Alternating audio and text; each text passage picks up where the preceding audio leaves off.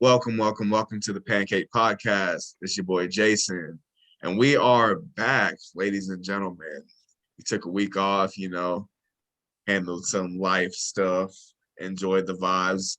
I hope that you watched our latest episode on YouTube because that was the Rome episode. And Yes, sir. yeah, bro, shout out Rome. He cannot make it this evening, but best believe he is here with us in spirit.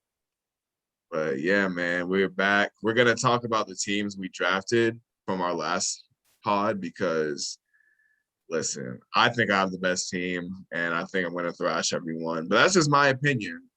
But this episode is for y'all to get recaps on what we're gonna talk about, which is our teams and how my team is better than everyone else's. So, how are y'all boys doing? Feel free to get y'all bars off.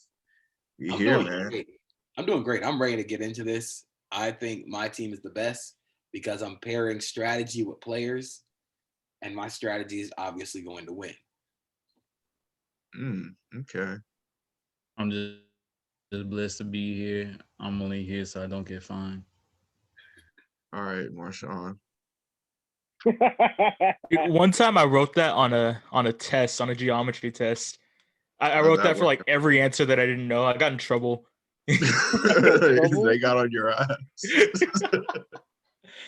They're probably roasting you in like the teacher's lounge or whatever. Like, oh, I bet they were, bro. That was funny. Oh man, but yeah, how you doing, Abram?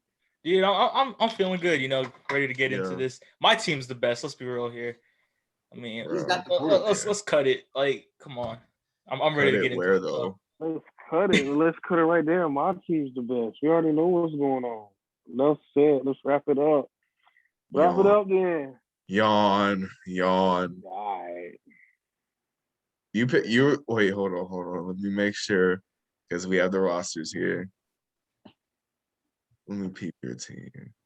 Bruh, you picked Jedrick Wills early, bro. Get out of here. So? We can do this. We'll go down the present. We'll go down their teams, and we can do the good, the bad, and the ugly. So one player. It's all ugly though. My team's better than everyone. We'll do one player or like one thing. One person say like, yeah, I think this is good about the team. Though another guy who thinks like, yeah, this is not good about your team. And then the ugly dude, this is gonna be a problem. So if we're going off the list, Abram, we'll go first with Abram. His team right now, as of right now, is Patrick Mahomes, Joe Mixon, Terry McLaurin, CeeDee Lamb, Jonnu Smith. Yeah, it's Jonnu Smith, Orlando Brown Jr., Rashawn Slater, Chase Young, Ed Oliver, Tremaine Edmonds, Jair Alexander, Jeff Okudah, and Derwin James. So I feel like I'll start with the good. You got Patrick Mahomes. Yeah. What else do you have to say? He's the best quarterback in football. He was the first pick in the draft. Obviously, you have that guy, you're going to be in a lot of games. Yeah. The bad, I'm a little concerned about the receiver room outside of Terry McLaurin. CeeDee Lamb. Really? CeeDee Lamb is a power slot, meaning like he's better in the slot. You got to have another outside guy. Jonnu Smith is a move tight end. I don't think he's a tight end one in terms of go get him the ball. And then like you got your two tackles, but the interior of that offensive line is going to need some work. Yeah. And the ugly is Jeff Okudah had a really rough first season as a corner. Yeah, I know. I needed a second corner. I was like, I think he'll develop into He'll be better. Yeah. I think the coaching this year is better, but I also have a little concerns about the run defense, but that's just me. Well, let's be real here. I'm putting up 40 a game, so like, okay, I'm gonna be in every game. Oh, really? You're putting up 40, and how many points are you giving up, bro? Hey, maybe 39, but we'll see. Bro, let me go in on your team, bro. All right, so yeah, Mahomes. Like, if you don't pick Mahomes number one, you're goofy. Let's just start off there, right? So you pick Mahomes. Okay, good job, bro. Joe Mixon. Okay. decent back. I'll give it to him. McLaurin and Lamb, they're young bulls. You know, they're like, I feel like they're gonna develop into really, really good receivers. I think McLaurin's like right on that threshold. And CD,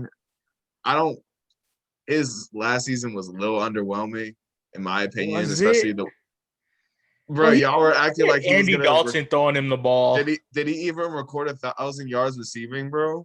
He had like 974, something like that, and he had like over 100 yards rushing. So he had 1,000 total. Like you can't. Bro, he had like acting like he was. Hold on. He had like over 400 yards by week 5 when Dak went down. He was on pace for so much more, but let's be real. Andy Dalton. I ain't saying he's a legend. I'm just saying, he didn't do bad his first season. Like, he really did. Yeah, I give credit where credit is due. All right, I'll give it to you. Yeah, like, he did pretty good. He decent. So I'm going to keep looking. Chase Young, that's a good pick. Ed Oliver is a good pick. I don't hate your corners. Like, I don't. Yeah. Like, especially, I had to get Alexander early, bro. Yeah, that drop off, the corner drop off after, like, the top 3 guys is, like, bad. Horrendous. And I think Okuda is going to develop into a solid corner, like I said earlier. I like the Derwin James pick quite a bit. And overall, I mean, your team cool.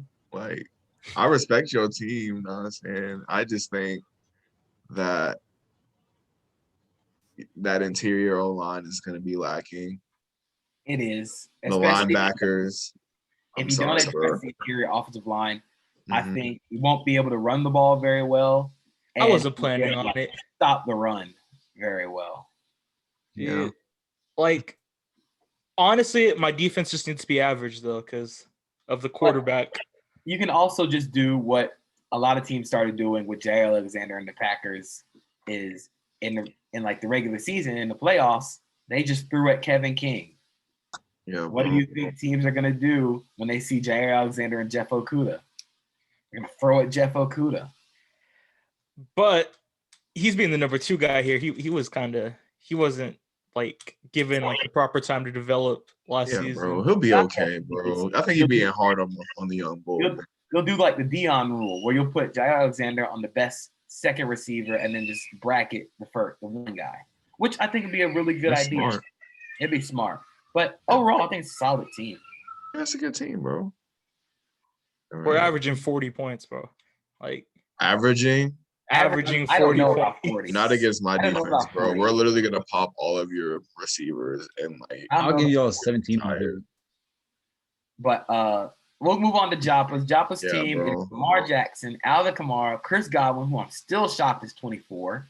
Yeah. Cole Hardman, Ethan Pochich, Michael Onwenu, Kenny Clark, Jalen Smith, and Leighton Vander Esch, Adoree Jackson, Minka Fitzpatrick, and Marcus Williams.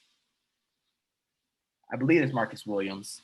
So the good, I think that skill group is probably one of the best.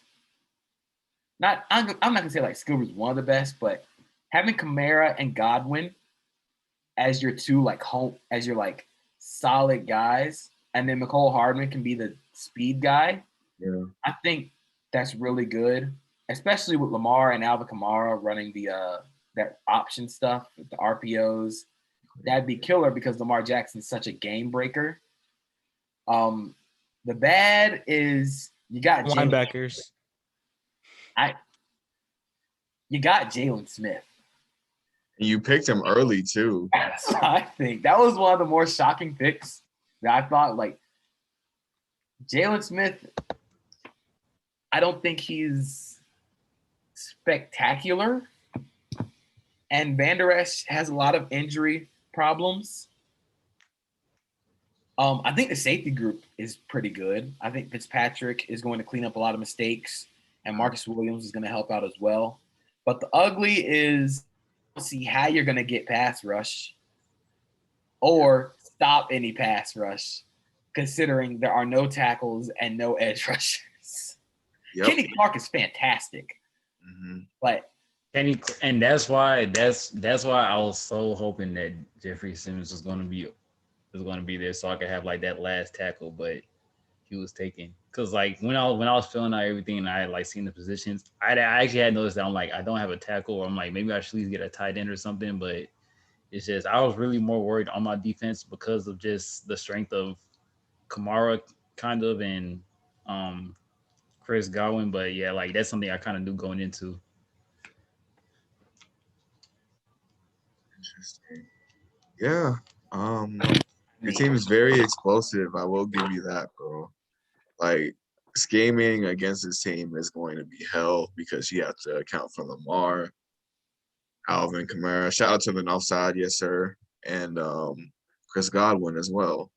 And I think Godwin's going to pair with Lamar Jackson really well because he do all the stuff like in the short and intermediate routes over the middle. But Lamar Jackson is really freaking good. Like I can't remember who posted on Twitter. They posted like their weighted accuracy in all different areas of the field. Lamar Jackson is elite when he throws the ball over the middle of the field. Chris Godwin can do that really well because he's so tough. Like, again, I didn't think he was 24 because he doesn't play like a 24-year-old. He plays like a much more mature receiver.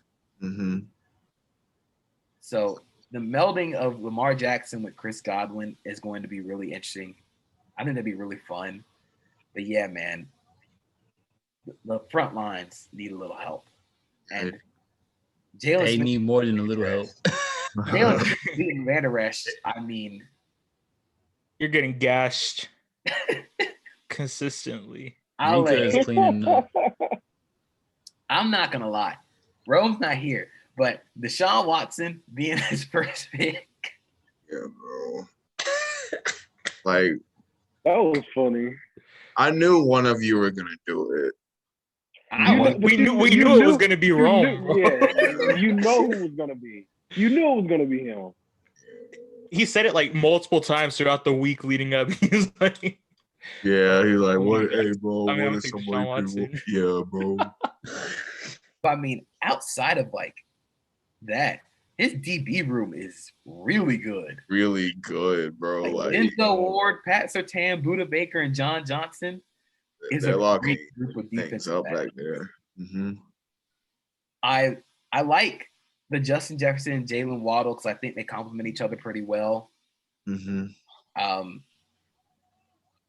Chubb is the best running back in football. Yeah, Justin Worth's blocking form is going to be fantastic. Yeah. I have questions about Connor Williams. That's just me. And everything else along the front lines is a little bit of a question mark. Yeah. But outside of that, like, that DB room is really good. His linebackers are super solid, too. He's got Roquan Smith. That's all you need. Yeah, bro. Go Dogs. Go Dogs. But Mike probably got my favorite pairing of two players. He got Josh Allen, Saquon Barkley, DK Metcalf. I think that's Chase Claypool. Yeah. Devontae Smith, Mike Gesicki, Jedrick Wills, Frank Ragnow. Then on defense, he's got Montez Sweat, Nick Bosa, Devin White, Marshawn Lattimore, and J.C. Horn.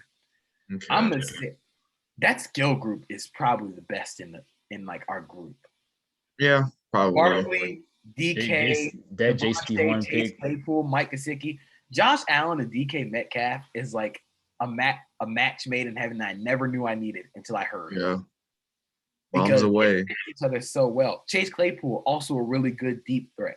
I just don't think he's used very well because his quarterback in Pittsburgh has a noodle for an arm. Yeah. Devontae Smith will do everything that those guys don't do, which is the short, intermediate yards after the catch stuff. Yeah. Mike Gesicki's a really good receiving tight end.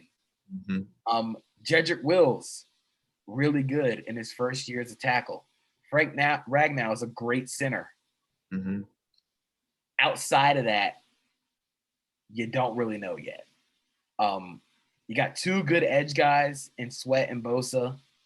Interior might be a little iffy, especially because Devin, as great as Devin White is, he has a tendency of overshooting gaps and he'll overrun stuff, which is why he has Levante David. But cutbacks, you're prone to cutbacks, and then you're making Marshawn Lattimore and J.C. Horn tackle. Good luck. I mean, they're corners, so I mean, they're not the best tacklers on the team, but I expect them like it probably work. But it's a solid team. That skill group again is the best in our group. Yeah.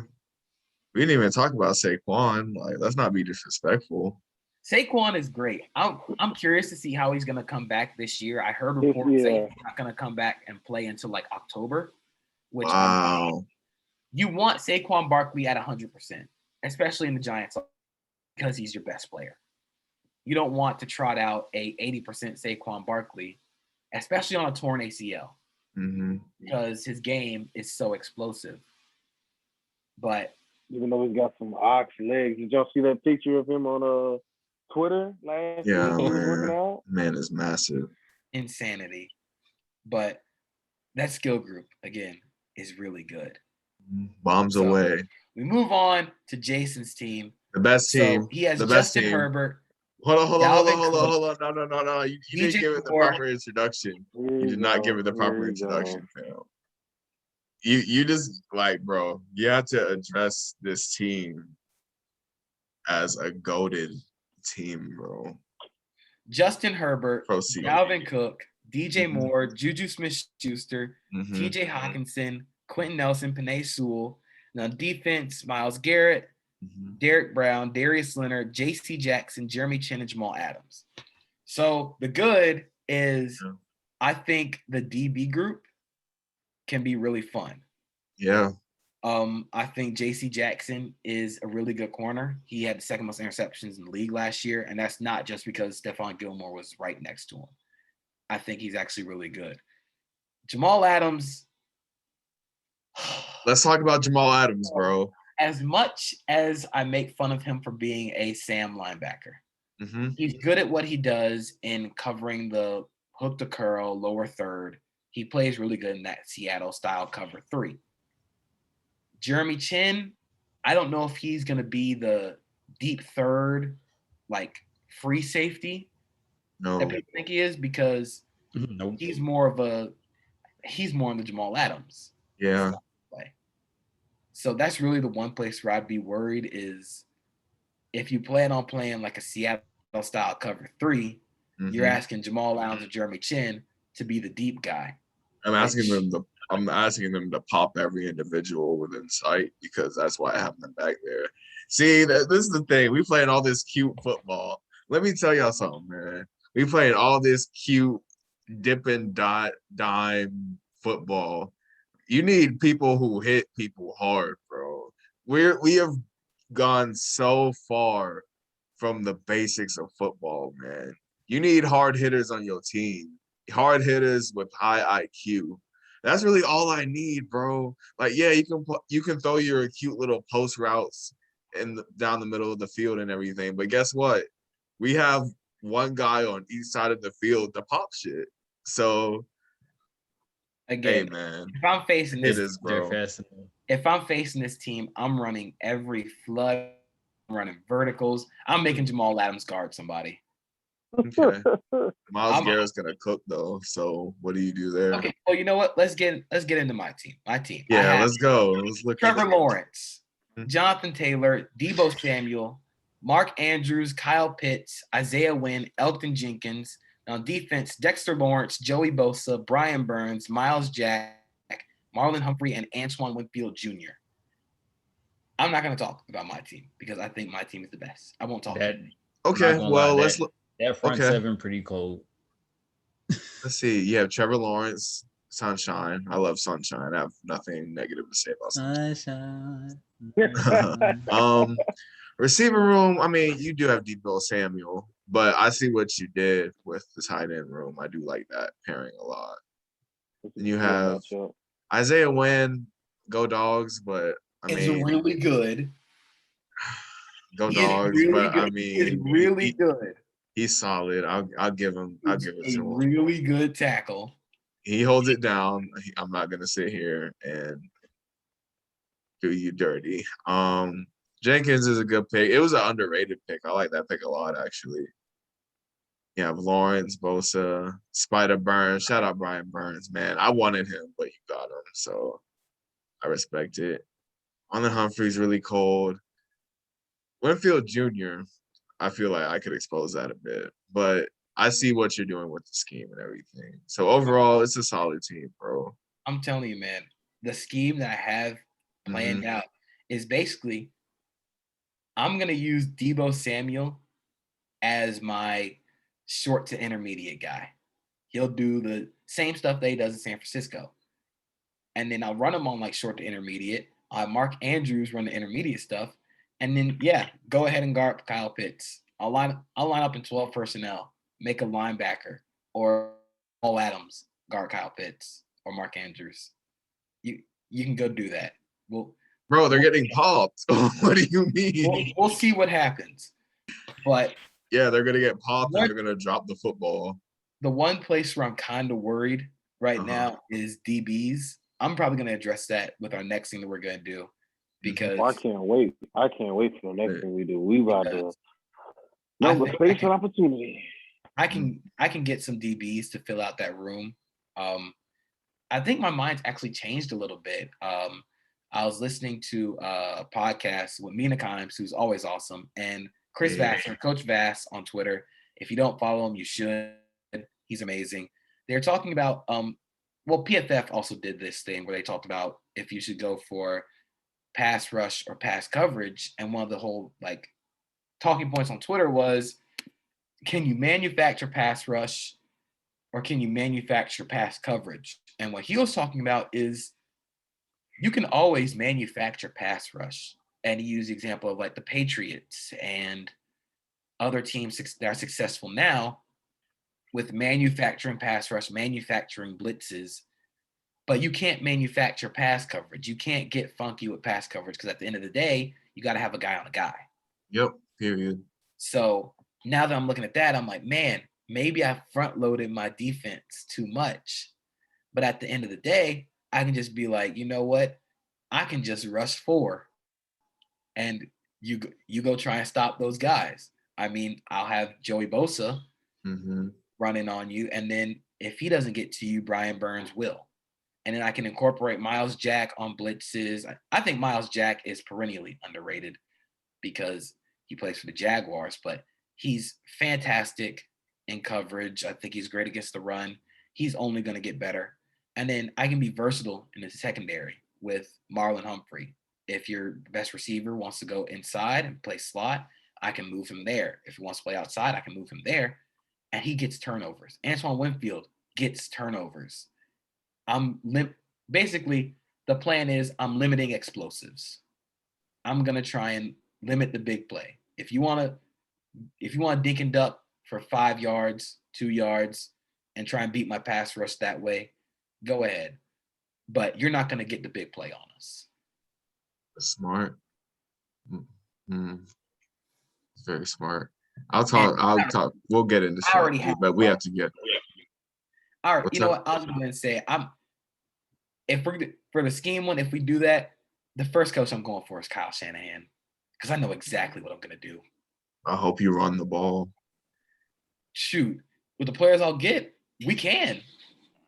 I want to do. I'm just gonna work everyone and tell guys to hit hard. We're gonna win. So, but looking at Ethan's team, Ethan has a really good team, and I think Ethan knows his ball. As crazy as he is, he knows his football, man. This is a very, very solid football team. He built the offensive line the most out of all of us with getting Mekhi Becton, Chris Lindstrom, Eric McCoy, and Damian Lewis. I think Mekhi Becton is awesome. I think we all know that. Yeah. Lindstrom's good. McCoy and I think Damian Lewis is going to improve. Fred Warner is awesome. I think he's going to play right into what I think he's going to try and do, which is limit pass plays. Because Jesse Bates is a really good center field safety. Little worried about L'Jarius Sneed outside of having Tyrann Mathieu. But, I mean, that offense is really good as well with getting A.J. Brown, Christian McCaffrey, and Courtland Sutton. And Joe Burrow is really good. In the games that he played, you could tell how advanced he was with pre- and post-snap reads, with his accuracy. He's going to be a 10, 15-plus year starter in the league because he has all that down pat. I'm just worried about the drop off at corner if he doesn't address that. Yeah, I think he will, though. I think he went into this knowing that he's going to be limited at the corner position anyway. Yeah. I mean, other than that, his team is really good. Mm-hmm. But man, it really I want to see what schemes we all put with our players. Yeah. Because like thinking about like some of the players here, like Mike's team, I can already see just like you just keep Josh Allen in his offense with Buffalo, and you have instead of Stephon Diggs, you have DK Metcalf. Bombs away. And they have that's the name of your team, bro. Bombs away. With Abrams, I don't know, because Mahomes is so good outside the pocket. He's good everywhere, but outside the pocket is pretty much cake. It's pretty much over with. Yeah. I'm interested to see what he does with Terry McLaurin, with the guy who can scheme Terry McLaurin like open, because I think he can get open by himself, but he works better like intermediate, like not too far deep, but intermediate routes over the middle. He does the tough stuff. And getting Jonnu Smith involved, because he's not a blocker. He's not an inline tight end, but he can move. So it'll be interesting to see what he does there.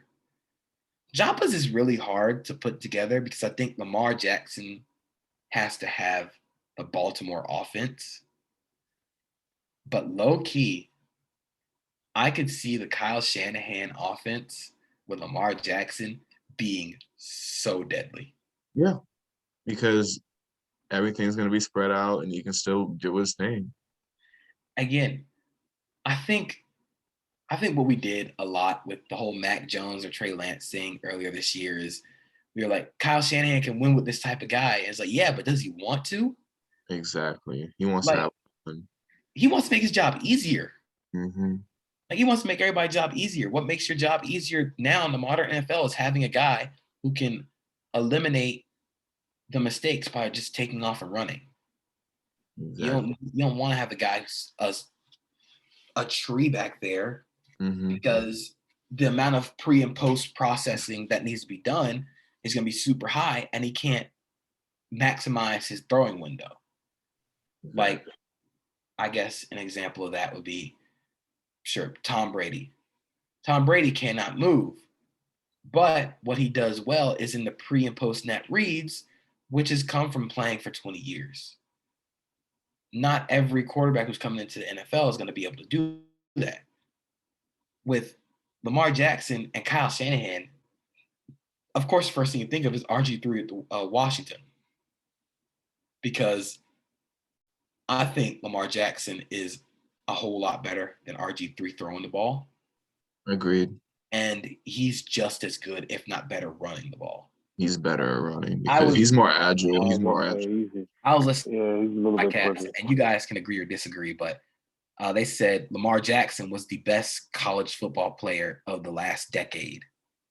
And I was like, you know what? I kind of agree. Like I can see that, because I think of it a lot as like the Cam argument.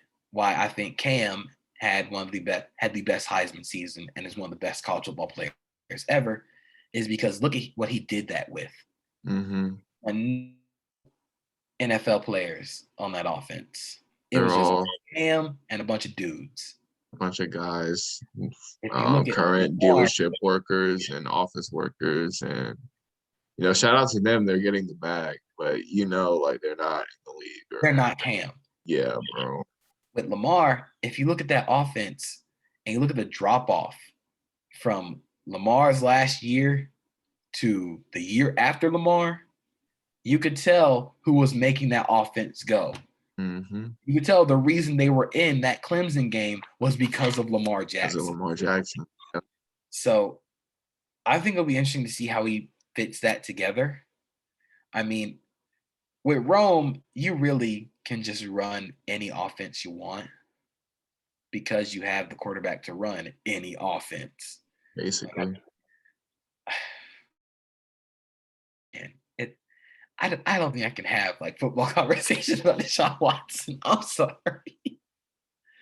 I tried to, but then like I start thinking about it more and more. It's like, bro, like he's not gonna play. Bro, you're not gonna play. Why are we having football conversations about it? Bro, like you're not gonna play for Houston, and whoever signs you, not this year. Like literally, the only team that I could see him with is the Cowboys, and like they're not even going because they have Dak. And they paid him. And they just paid him his money.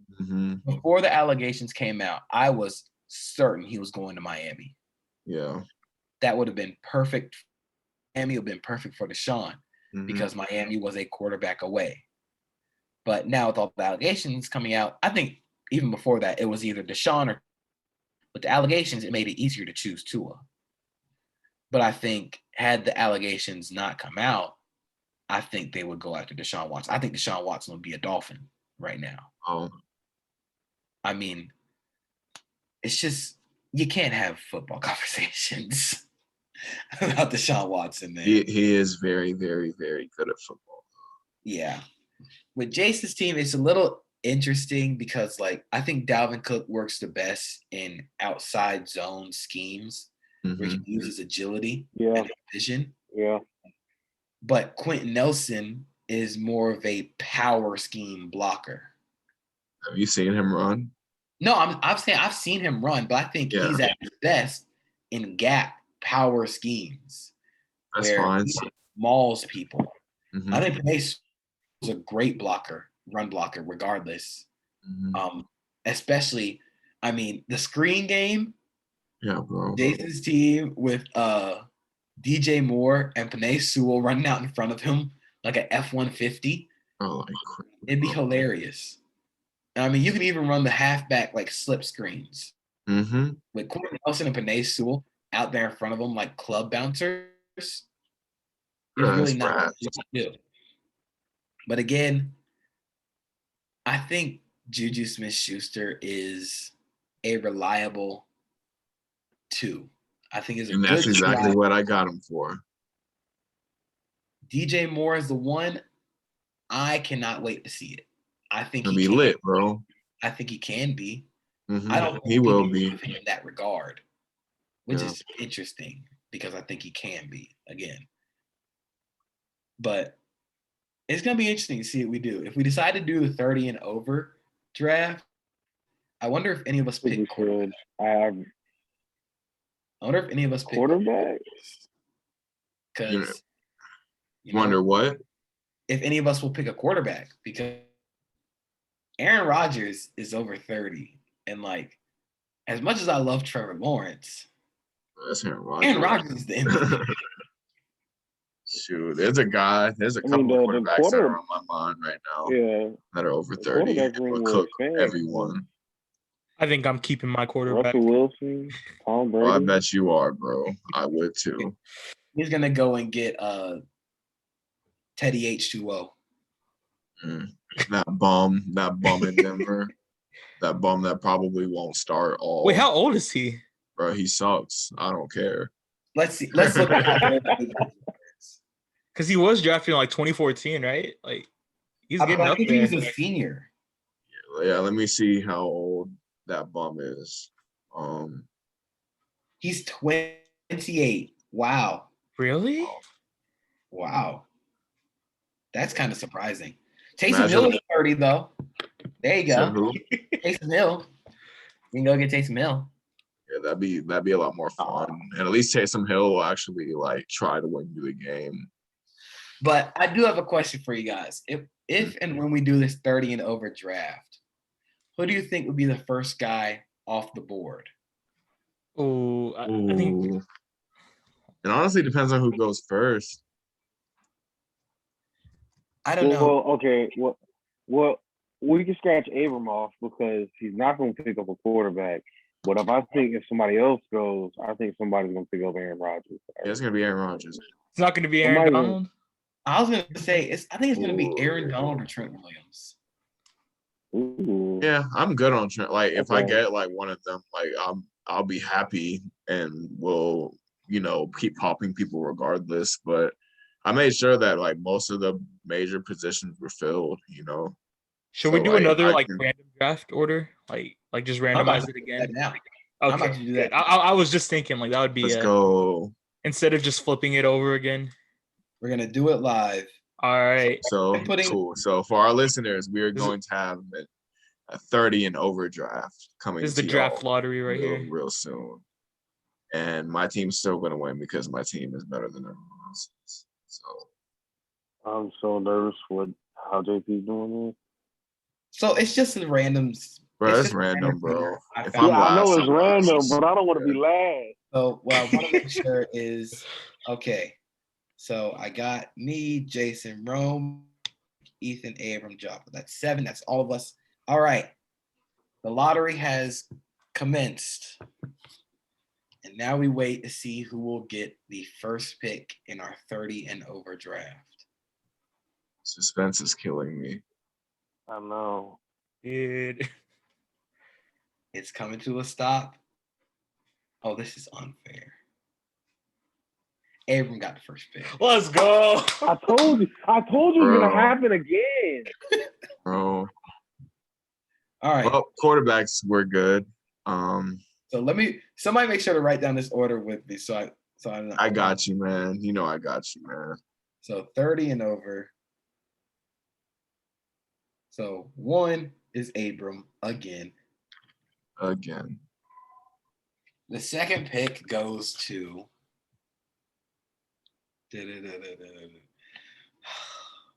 I really hope I don't get stuck at the bottom of the draft again.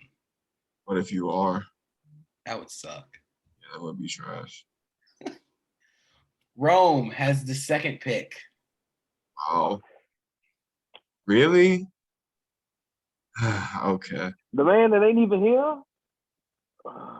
Spinning again for the third pick.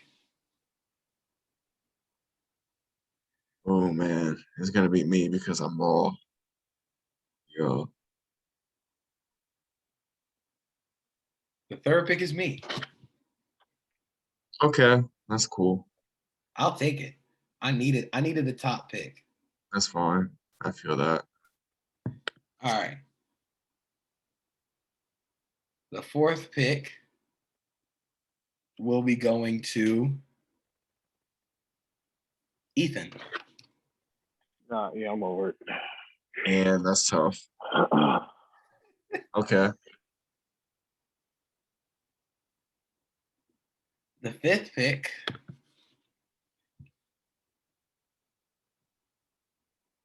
will be going to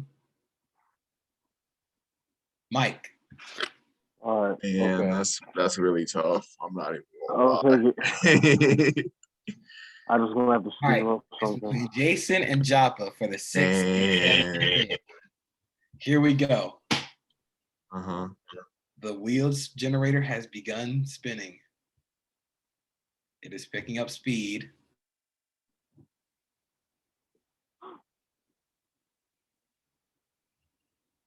Jason has the 6th pick. And Joppa will round out this draft. That's fine. Again, I'll take the 6th pick and dog everyone because again, this is 30 and over. What we're doing is we're going to basically fill out our teams. You gotta look at who you have. These will be allowed. Salary cap really is not a thing. We have a salary cap. It should be fun, man. I'm fielding trade offers, by the way. What's up? I think everybody's fielding trade offer. Are we doing a live trade offer here on Pancaked? What are we doing? I don't think I'll accept anything tonight, but I'll definitely like marinate on it. I'll consider it, you know, if anyone has any. Said he's doing business. Well, let me see who you have on your team that I possibly want. So we can trade like, let me see. You know what I'm saying? I don't really have anything to like really offer because I'm a 6th pick. So I would just have to give up a player, which is fine because my team's raw. So.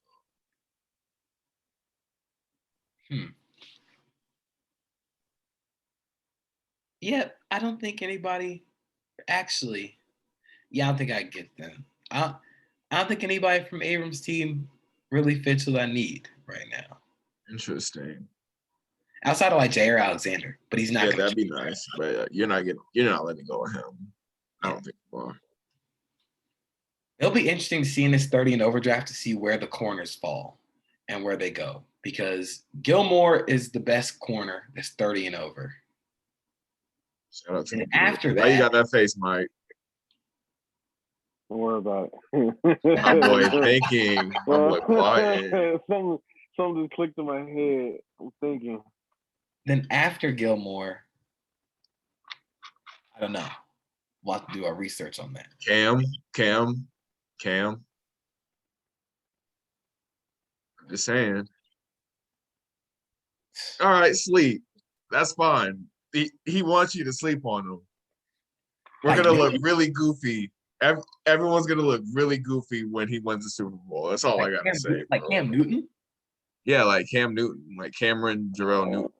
Yeah. I don't think I would pick Cam Newton if I have Trevor Lawrence. Yeah, but you have him on the team just to like have him. Like, yeah, bro, my team has Cam and yours doesn't. Like, I mean, I don't necessarily want him to be like my backup. So let me get it straight. So we're doing from the ages of 30 and up, not like after the age of 25 and up? 30 and up. 30 and up. Oh. So, yes, that does include Aaron Donald, who will probably go first. He'll be gone, yeah. Which is fine. I respect it. I think I know who's going second, too, since it's Rome. That's what Ingram needs. Yeah, it's Rome, bro. Yeah. Who do we think Rome's going to pick second? I think he's picking Zach Martin, bro. Like real talk, bro. I think he might pick like one of them Cowboys O-linemen, bro. But I mean, Zach Martin's probably the right pick at 2, honestly. Zach Martin should be the pick. He should. If he moves offensive line and it's going to the Cowboys. Do some real, bro. I'm gonna win, bro. Because like Tyron Smith, as much as I love Tyron Smith, he gets hurt. He's got to be healthy. Yeah. I'm interested to see who picks a quarterback, because I think there are some really good quarterbacks that are over 30. Yep. Like, of course, you got Brady, Rodgers. I think, is Russell Wilson over 30? I don't think so. Not yet. Well, he has to be, right? I think he was a rookie like in 2012, so he has to be over 30. Like, as many kids as he's got to be over 30. Hey, man. I understand. Hey, Russell Wilson's 32. Russell Wilson's 32. So it'll be interesting. He's getting up there, man. I think Matt Ryan is still like really good. Like, I think we underrate Matt Ryan. Dude, he was trash on my fantasy team last year. That's tough. Like Matt, I don't know if this is going to be like a hot take or anything, but I think Matt Ryan's a top 10 quarterback. Like, he's really good. Like 9 or 10, right? Yeah, like 9 or 10. I don't think that's a hot take. Like, if he's 10 to 12. Like, if you were given a choice between Matt Ryan, Baker Mayfield, and Kirk Cousins, who are you choosing out of those three? Yeah, probably Matt Ryan. Matt Ryan. Yeah. And I think the juxtaposition of Matt Ryan and Matt Stafford is going to happen, but I think Matt Ryan might be better. I can't say that yet. I think Matt Ryan might be better. In their situations this year, I think Stafford's going to be better. I think Stafford's a better situation. Yeah. But I think if you control for, like, the situations are equal, we'll see. But I think Matt Ryan is better. Interesting. And I love Matt Stafford, but I just think Matt Ryan is better. I respect it. I don't know if I agree, but I definitely respect it. It'll be interesting to see where the corners fall. I don't think top 10s are bad. Bad. What were you gonna say, JP? I don't know. Now that I'm thinking about it, if we just go down top 10 quarterbacks regardless of age, you got Mahomes, Russ, Rodgers. Mm-hmm. This isn't in order. I'm just naming Brady, Lamar, Josh Allen, Dak. And then from there, it's Matt Ryan time. Yeah. It's Matt Ryan time. That's 8. I can name 7 quarterbacks that are better than Matt Ryan. I'll take Kyler Murray over Matt Ryan. That's just I can't do it yet. I can't. Not yet. Okay. Hey, bro. I think Matt Ryan gets a lot of flack. I think he gets a lot more flack also because of his athleticism and like firstly, like that 28-3. Honestly, he's never going to get over that. That's one thing. Let's say bro. I think that's permanent. Yeah, there's no comeback from that. Yeah, but I think. Yeah, so it's just like, but I think it's his athleticism that gets more flack than anything. See, I really hate that we kind of attach the 28-3 to Matt Ryan because it's a team sport. And if we attach 28-3 to Matt Ryan, we need to attach it to everybody. And as much as I love him, you need to attach it to Julio too. Although he made the greatest catch in like Super Bowl history. Actually, not this 2. Tyree's number 1 though. I don't actually. This might be a hot take. Oh. I like Santonio Holmes' catch. That's a good catch, bro. Toe tap, bro. We always sleeping on a curse end zone. Mm-hmm. The thing about the curse catch is they didn't win the game. Yeah, but you gotta win the game. It's like hitting a crossover and then missing the shot. Yeah, I get it. You gotta win the game. I think if you just put it like as a no. It deserves to be in the conversation. It would be one of the greatest catches in the NFL, like in Super Bowl history, had they won the game. Yeah. You got to put Julian Edelman's catch in the 28-3 game in there. Yeah. Off his leg. Julio's catch was just sensational, bro. Goodness. I remember watching it happen. Like, yeah, bro. Watching that whole game happen was like surreal. Like, dude, there's no way they're coming back. There's no way they're coming back. That was the first thing I said. Slowly, honestly, I was like, I think that might be the first room I've ever been in where I've only seen one Patriots fan. Oh. I remember watching it like in the clubhouse when I was still in school. So most everyone there is a Falcons fan. It's like maybe 1 or 2 guys in there that are Patriots fans, and like. After that catch by Julian Edelman, like literally the whole room was quiet. You just hear 2 dudes in the back like going crazy. And I'm just like, I can't believe that actually happened. Yeah, I thought it was right. It was awkward. Like, nah, but that was People aren't gonna let that down, but we're looking at it more from a football perspective. So like, of course, we're always gonna look at it as like it's a team thing, you know. Yeah. Because I say the same thing about basketball when people are just like, oh, if we had so and so, or if we had so and so, and it's just like, I mean. Their ability is part of the game. It's still a team effort at the end of the day. So, but general population will always see that as 28-3. Y'all didn't come back, and he's the quarterback. The quarterback is supposed to be the team, type situation. Even though, I mean, the name of the podcast is Pancaked, which is really to show, how underappreciated offensive linemen are in the first place. But if you talk to most people, they're not going to even incorporate how good or bad O-line is. If you said what? If they have a different protection call on that Devontae Freeman block that he just whiffed on and Matt Ryan fumbled, they probably win the Super Bowl. They win the Super Bowl, bro. It's just one play. You don't leave Devontae Freeman blocking because they had 2 offensive linemen go Pro Bowlers. Mm-hmm. And again, that's another player who I think needs it's a lot of scenarios respect, which is Dante Hightower. I remember we can play some football. Absolutely. There's been discussion of him like being one of the best linebackers like of the decade, and I'm like, I can see it. He's been consistent. I'm not mad at that at all, dude. Dante Hightower is an anomaly in terms of a 270-pound linebacker who can rush the passer and cover your running back. And cover, insane, bro. And it's legitimately insane because the Patriots' best pass rusher is Dante Hightower. Mm-hmm. And that's what they do. Yeah. Like, that'd be pretty interesting to see what we think the best linebackers of the decade were. Starting from 2010. You know my answer, so. Dude, I know the answer too. Yeah, bro. Luke Kuechly. Because he is, bro. Because he is the best linebacker. Luke Kuechly is teach tape. That's Luke Kuechly's teach tape. Like literally, bro. How to play linebacker? You show them Luke Kuechly. Luke Kuechly tape, and you're just like, do everything good.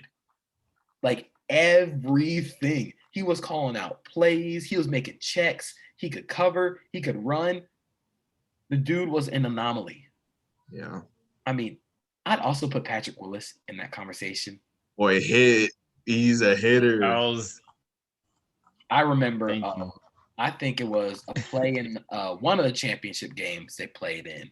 I think it was against the Saints, where he just laid a dude out. And I'm like, oh my God. Like, yeah, I can do that. Of course, Dante Hightower, Bobby Wagner.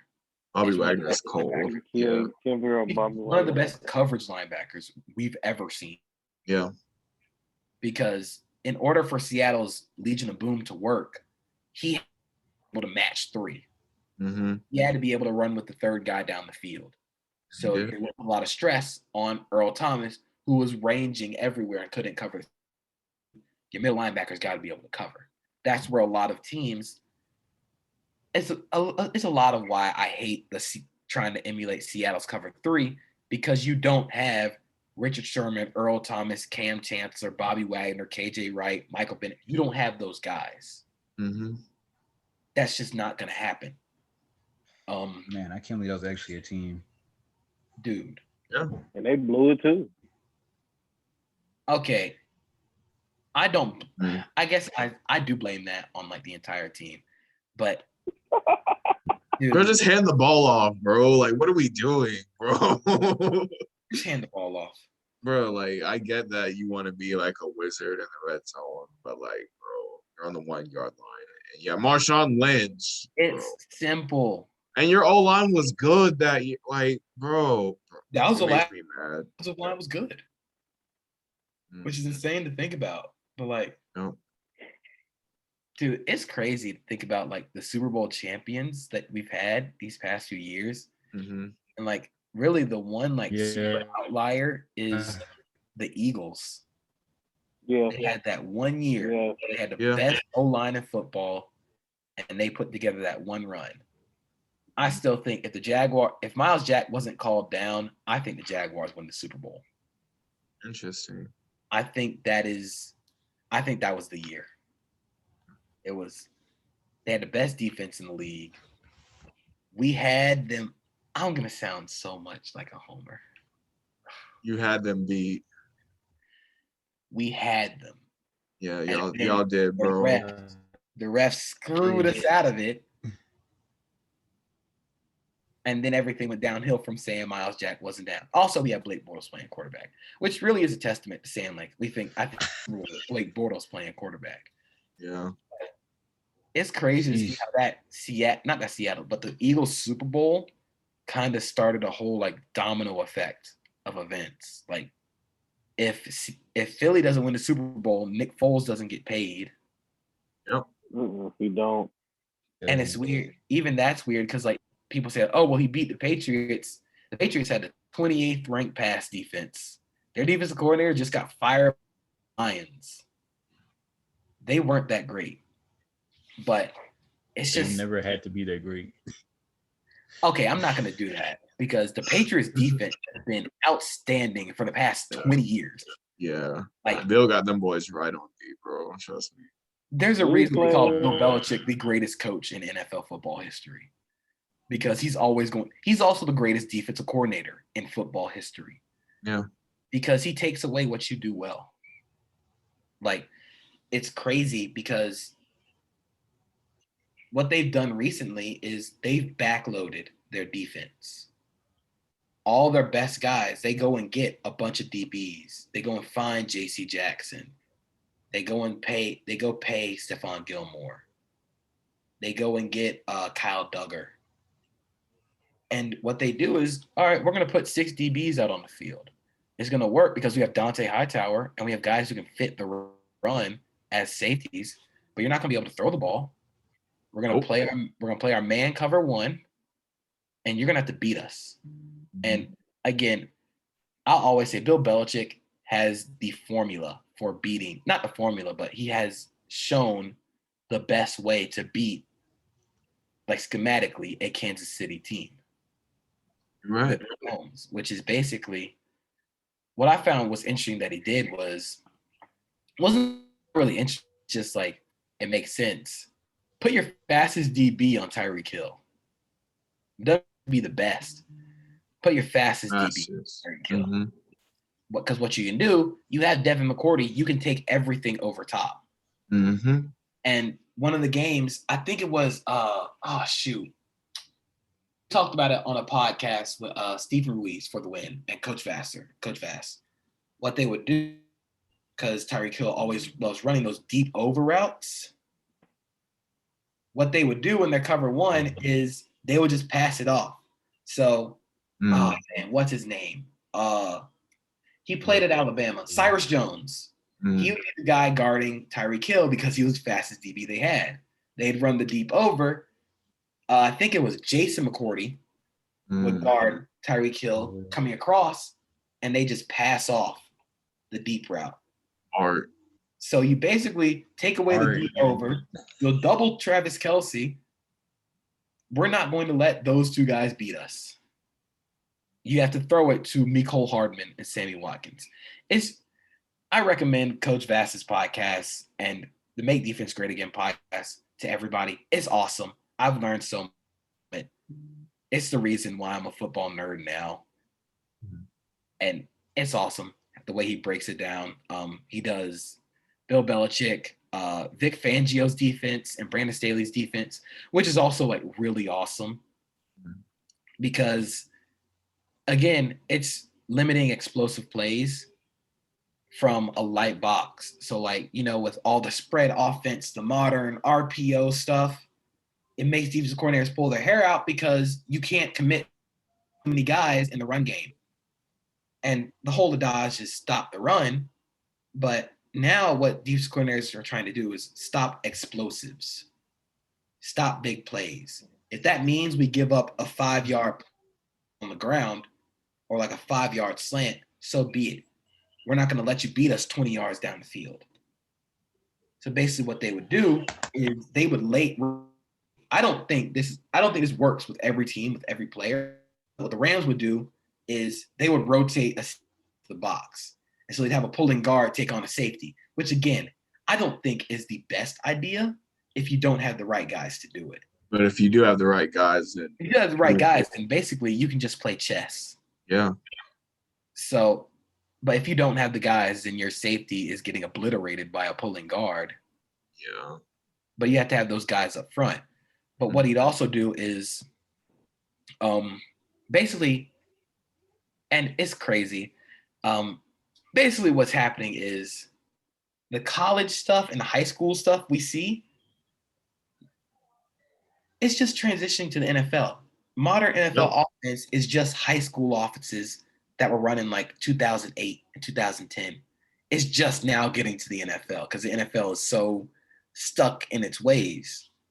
That can go for stuff off the field too, but you know how it is. And now defenses have to catch up. So now you're going to see a lot more college defenses coming to the NFL with a lot of tight fronts where you're basically closing the B gaps.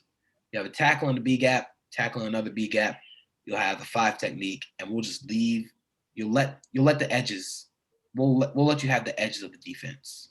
Mm-hmm. Because thinking about not even physics-wise, but math-wise, it's going to take you longer to get to the edge of the defense to get an explosive than to go down the middle. It's the path of distance.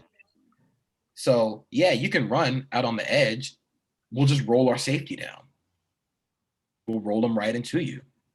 So I think it's just really cool seeing how defenses are going to, like, adjust.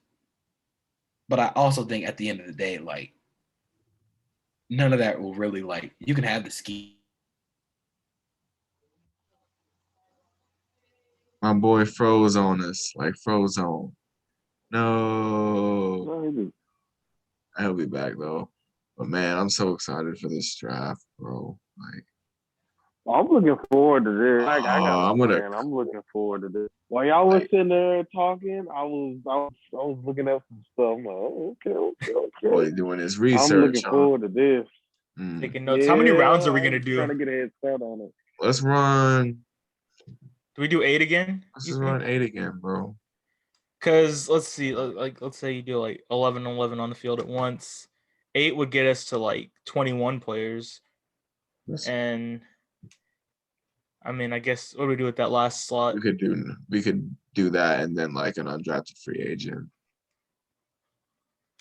8 and an undrafted free agent. Are we cool with that? I'm down. All right, bet.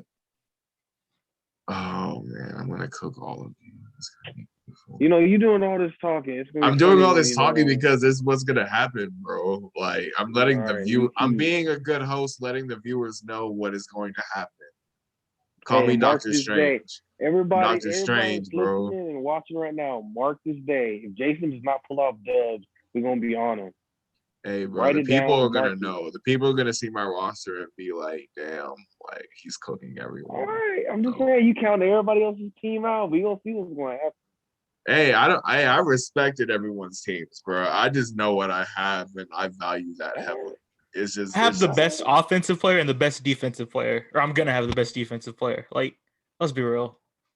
That's cool, but your team's still getting cooked. They're not. Okay. Well, ladies and gentlemen, I feel like we have covered the bases. Do y'all have anything else y'all would want to say before we finish this thing up? Is this draft going to be next week? Like, yeah, let's run into it, man. Next week. Just making sure. Yeah, listeners, stay tuned. Be sure to subscribe and like and comment on our YouTube page. We are putting out fire content on there, and be sure to add us on Spotify and Apple Podcasts because, you know, we're super accessible. So if you got stuff going on at work or and like, you know, just vibe throughout the day, just turn us on and just do what you got to do, man. But like I said, I appreciate y'all. We appreciate y'all, our loyal supporters. And that is a wrap for this episode. Yes, sir.